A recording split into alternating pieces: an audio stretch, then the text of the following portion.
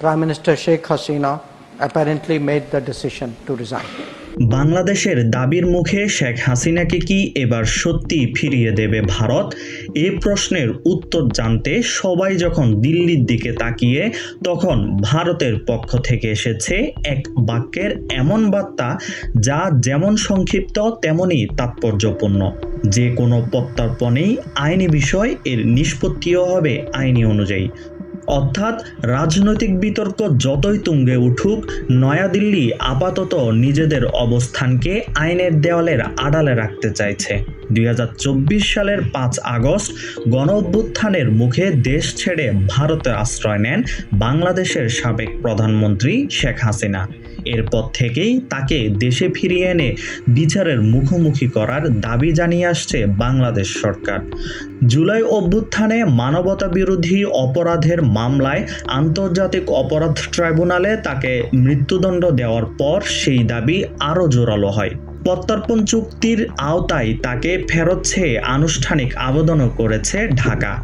কিন্তু দিল্লির হিসাবটা শুধু আদালতের নয়, কূটনীতিরও।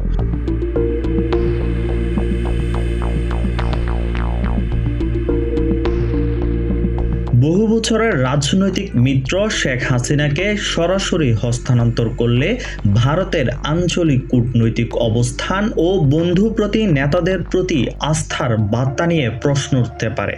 আবার বাংলাদেশের ধারাবাহিক অনুরোধ উপেক্ষা করাও সহজ নয়। ফলে ভারত এমন এক সূক্ষ্ম ভারসাম্যের উপর দাঁড়িয়ে আছে, যেখানে প্রতিটি পদক্ষেপেরই কূটনৈতিক মূল্য রয়েছে। এক জটিল সমীকরণের নতুন মাত্রা যোগ করেছে শেখ হাসিনার সাম্প্রতিক বক্তব্য। বার্তা সংস্থা রয়টার্সকে দেওয়া টেলিফোন সাক্ষাৎকারে তিনি জানিয়েছেন, আগামী ডিসেম্বরে দেশে ফিরে আইনি প্রক্রিয়ার মুখোমুখি হওয়ার ইচ্ছে রয়েছে তার।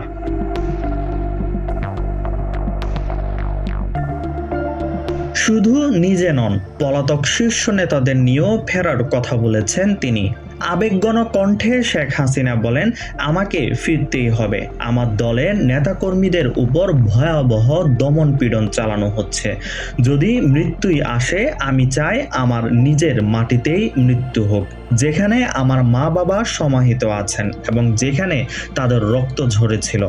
এই বক্তব্যের পর নয়াদিল্লিতে ভারতের পররাষ্ট্র মন্ত্রণালয়ের নিয়মিত ব্রিফিং-এ সাংবাদিকরা জানতে চান শেখ হাসিনার নিরাপদ প্রত্যর্পণ নিয়ে বাংলাদেশ ও ভারতের মধ্যে কোনো আলোচনা হয়েছে কিনা। তবে মুখপাত্র রণধীর জয়সওয়াল সরাসরি সেই প্রশ্নের উত্তর এড়িয়ে যান।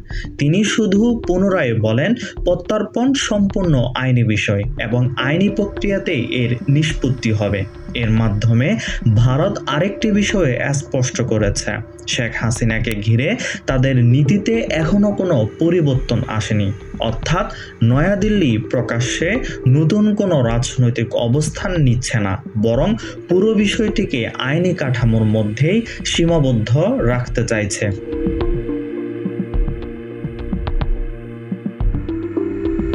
বিশ্লেষকদের মতে, যদি শেখ হাসিনা সত্যি স্বেচ্ছায় দেশে ফিরে আত্মসমর্পণের সিদ্ধান্ত নেন, তাহলে ভারতের জন্য সেটি হতে পারে সবচেয়ে স্বস্তিদায়ক পথ।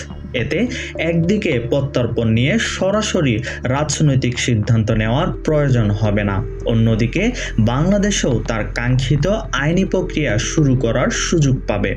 একই ব্রিফিং-এ বাংলাদেশে ভারতের কয়েকটি উন্নয়ন প্রকল্প বন্ধ হয়ে যাওয়ার আশঙ্কা নিয়েও প্রশ্ন ওঠে। জবাবে রণধীর জয়সওয়াল বলেন, দুই দেশের উন্নয়ন সহযোগিতা পারস্পরিক আলোচনার ভিত্তিতে পরিচালিত হয় এবং সেই ধারাবাহিকতা বজায় থাকবে। সব মিলিয়ে শেখ হাসিনা দেশে ফেরার এখন শুধু একজন সাবেক প্রধানমন্ত্রী প্রত্যাবর্তনের প্রশ্ন নয়, বরং এটি বাংলাদেশ ভারত সম্পর্ক, কূটনৈতিক ভারসাম্য এবং আন্তর্জাতিক আইনের একটি গুরুত্বপূর্ণ পরীক্ষায় পরিণত হয়েছে।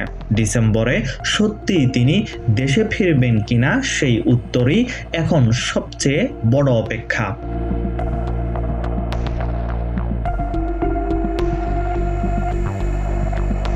ডিসেম্বরে দেশে ফিরবেন আর ফিরেই আদালতে আত্মসমর্পণ করবেন।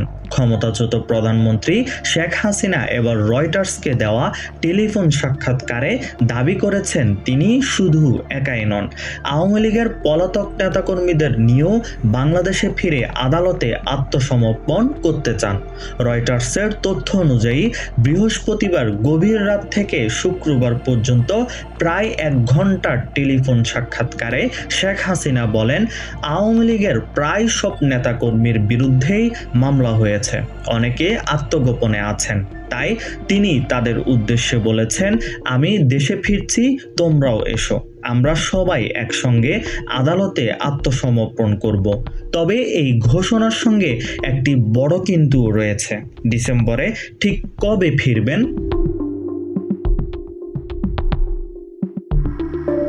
কোন আদালতে আত্মসমর্পণ করবেন কিংবা কিভাবে দেশে প্রবেশ করবেন এসব বিষয়ে তিনি কোনো নির্দিষ্ট তথ্য দেননি। এমনকি এ নিয়ে ঢাকার সঙ্গে কোনো ধরনের যোগাযোগ হয়নি বলে জানিয়েছেন। 24-এর গণঅভ্যুত্থানের মুখে ভারত চলে যাওয়ার পর শেখ হাসিনা দেশে ফেরার আলোচনা একাধিকবার সামনে এসেছে। সম্প্রতি ভারতীয় একটি সংবাদ মাধ্যমও তার বরাত দিয়ে চলতি বছরেই ফেরার সম্ভাবনার খবর প্রকাশ করেছিল। তবে এবারই প্রথম তিনি সরাসরি আন্তর্জাতিক সংবাদ মাধ্যমকে টেলিফোনে সাক্ষাৎকার দিয়ে আত্মসমর্পণের পরিকল্পনার কথা বললেন। বর্তমানে মানবতা বিরোধী অপরাধের একটি মামলায় মৃত্যুদণ্ডপ্রাপ্ত আসামি শেখ হাসিনা। একই মামলায় সাবেক স্বরাষ্ট্রমন্ত্রী আসাদুজ্জামান খান কামালের বিরুদ্ধেও মৃত্যুদণ্ড রয়েছে।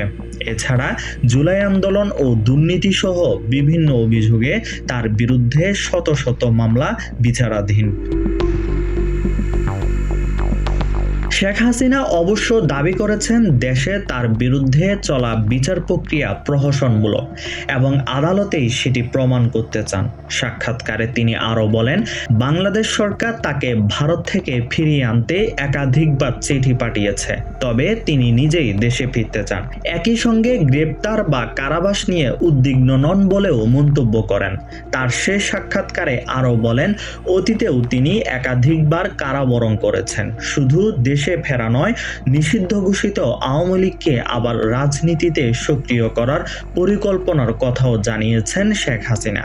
তিনি দাবি করেন, দলের পুনর্গঠনের অংশ হিসেবে ইতোমধ্যে 300 সংসদীয় আসনের মধ্যে 125টি আসন নিয়ে অনলাইন বৈঠক করেছেন। নির্বাচনে অংশ নিতে না পারলেও আওয়ামী লীগের রাজনৈতিক অধিকার জনগণের হাতে ছেড়ে দেওয়ার আহ্বান জানান তিনি।